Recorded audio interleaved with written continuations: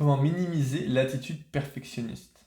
Pendant la thèse, le perfectionnisme peut être très positif comme il peut être très négatif. C'est très bien d'être perfectionniste lorsque on rédige un projet de recherche. Parce qu'on veut que le projet de recherche soit aussi bon que possible. Dans ce cas-là, c'est bien d'être perfectionniste.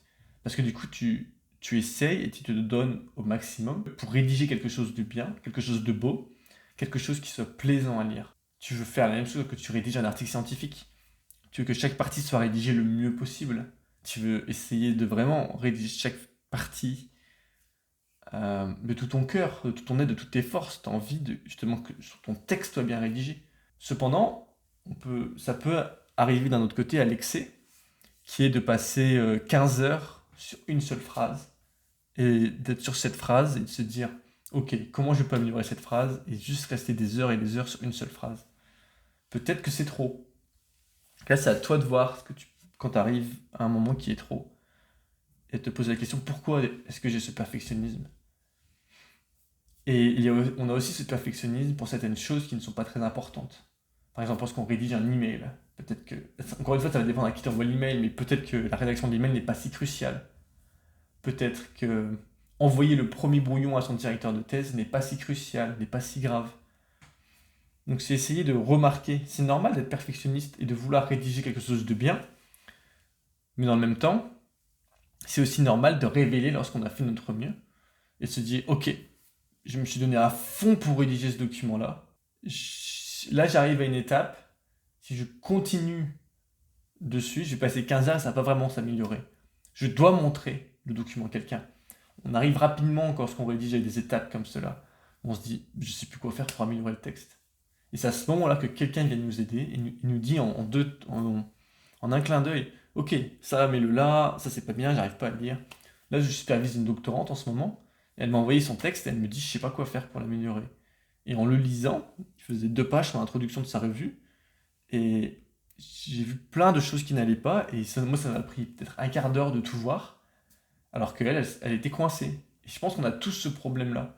Les professeurs, ils passent leur temps à montrer leurs documents à d'autres professeurs pour avoir du feedback et du retour. Pour pouvoir rédiger de la meilleure manière possible.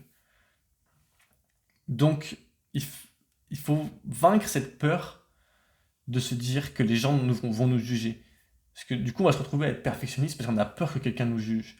Et il faut réussir à se dire, c'est ok, je suis en doctorat, je joue mon rôle d'apprenti. Parce que pendant le doctorat, on doit incarner son rôle d'apprenti. J'ai fait plusieurs vidéos à ce sujet que je t'invite à aller voir. Donc si tu décides d'incarner ce rôle d'apprenti, bien, tant mieux pour toi, non? Si tu es apprenti, tu peux montrer que tu ne sais pas. Tu peux montrer que tu es faillible, que tu es ignorant aujourd'hui. Et tu peux rapidement montrer tes erreurs. Tu n'as pas besoin d'être perfectionniste, tu n'as pas besoin de faire quelque chose qui soit parfait. Parce que tu sais que dans tous les cas, tout le monde sait autour de toi que tu n'es pas parfait. Donc si dans ton esprit c'est clair que tu es là pour t'améliorer et que tout le monde le sait, eh bien tu vas juste montrer tes documents aux autres personnes. Bien sûr, ça ne veut pas dire que tu peux rendre un travail bâclé. Mais ça veut dire que dans ton état d'esprit, tu vas te dire, ok, j'ai le droit de ne pas passer 15 heures de plus pour changer une petite phrase. Et je pense qu'on a tous fait en rédigeant notre premier article scientifique, de passer énormément de temps avant d'envoyer un petit paragraphe.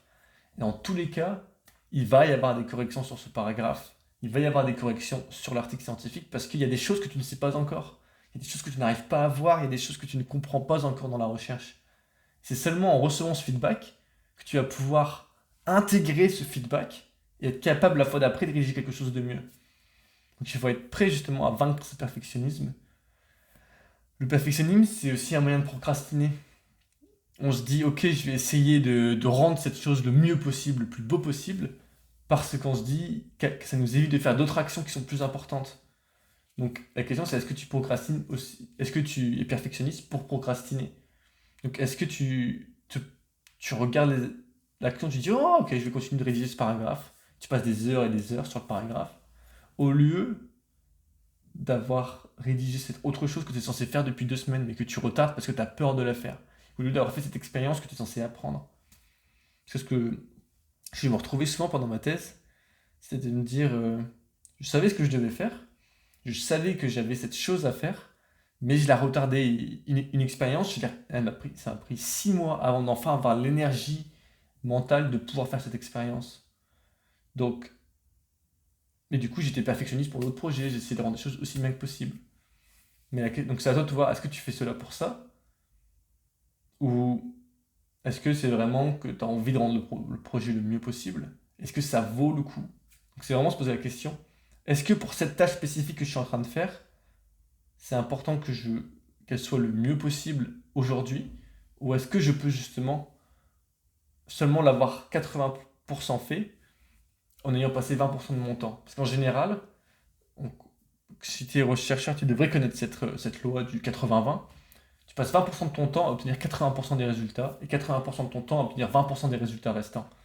Ce qui veut dire que à quel moment est-ce que 80% des résultats c'est assez?